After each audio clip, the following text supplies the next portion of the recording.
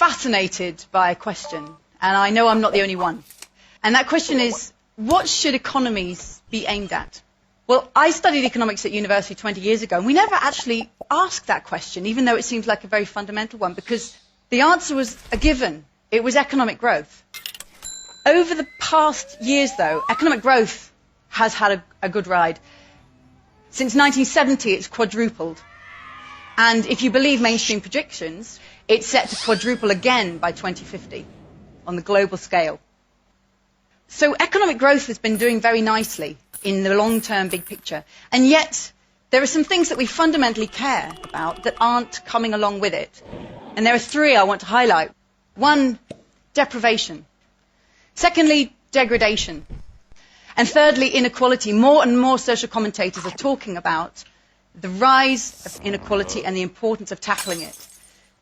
2/3 of the world's population today live in countries that are now more unequal than they were in 1980. Just taking one country as an example, in 2010, the top richest 10% of people in the United States captured 93% of the increase in national income that year. So inequality is really quite extraordinarily at the heart of the way economies are growing. Our politicians know it. We're hung up on talking about economic growth, but because they know that we need more than this one lever doesn't really capture everything we care about, they're increasingly trying to qualify what they're calling for with extra terms. So Merkel has called for sustainable growth, David Cameron for balanced growth, Barack Obama for long-term lasting growth.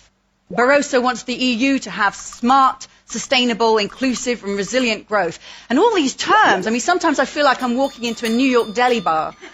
You know, so many different terms are being added to this idea. It's clear that we want something more than growth. The fact that we want something more than growth, though, shouldn't seem like news, because when the very idea of national income and its growth was conceived, its inventor warned us that we needed something more than that. In 1934, when Simon Kuznets wrote the first report to the US Congress describing how you could measure national income, he said that the wealth of a nation can scarcely be inferred from a measure of its national income. He gave us that caveat on day one.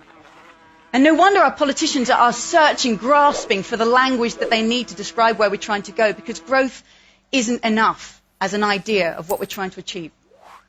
What if instead of starting with economic growth, we start with the fundamentals of what we care about, everybody meeting their human rights, living within the means of this planet, and then we ask, what kind of economic system would help to take us there? One thing is true, we need to widen our concept of what economic development is, far beyond growth alone. So we need to think about investing in the wealth that sustains us, the human wealth, the natural wealth and the social wealth, because it's from these that everything that we generate in our economy flows.